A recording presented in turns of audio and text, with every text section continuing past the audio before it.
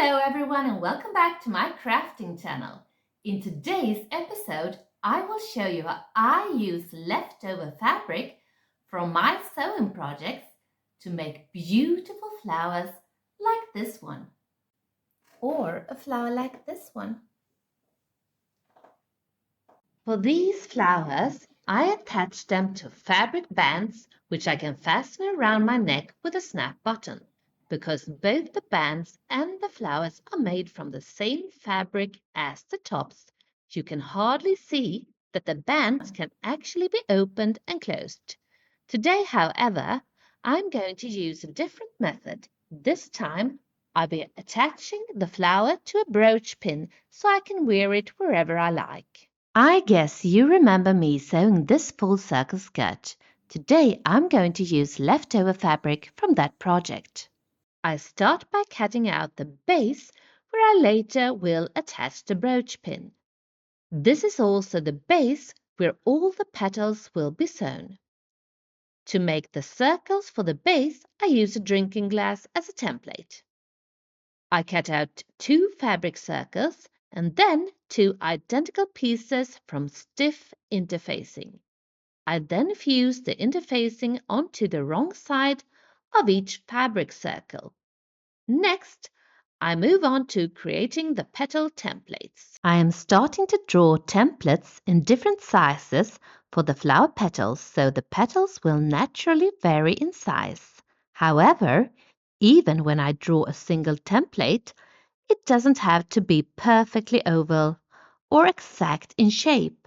I don't need to be super precise because on real flowers, the petals are never completely identical in shape. After I have made the petal templates, I cut them out and place them on the fabric. This time, it is not important to worry about fabric's grain or straight grain as you normally would when sewing. Instead, I want to use up as much of the leftover fabric as possible. So I arrange the templates in a way that maximizes fabric usage. It is also important to cut out an even number of each petal size, since the petals will be paired up later in the process. After cutting out all the petals, I place 2 fabric pieces right sides together and sew them all the way around, leaving the bottom open. I repeat this with all the petals as well as with the 2 fabric circles for the base. After sewing, I trim the seam allowance to reduce bulk. In this project, I don't zigzag the edges, since the seams will be hidden inside once everything is turned right side out. I turn the petals and the base right side out and press them flat. I sew the open edges closed by hand. Before attaching the petals, I first sew the brooch pin securely onto the back of the base. Then I begin sewing the petals to the front of the base by hand.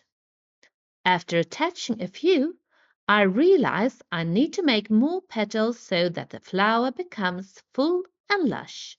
I cut out and sew additional petals and continue attaching them one by one. To create a more three-dimensional effect, I fold the bottom of some petals and stitch across the fold. This way, the petals lift and stand up nicely when sewn onto the base.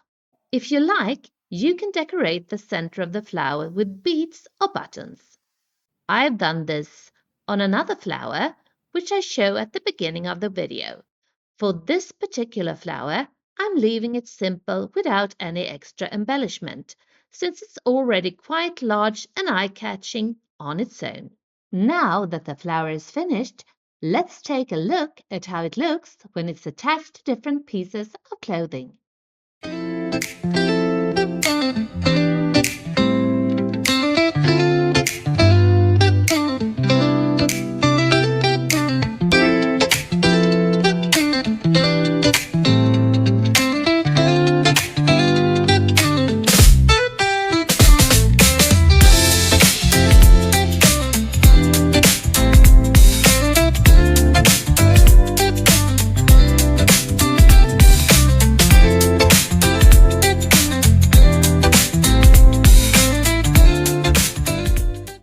I really hope this video made you feel inspired to make your own fabric flower. And if you liked the video, please consider to like, share and subscribe. And don't forget to click that notification bell so you don't miss any upcoming content on my channel. But for now, bye! Have fun sewing!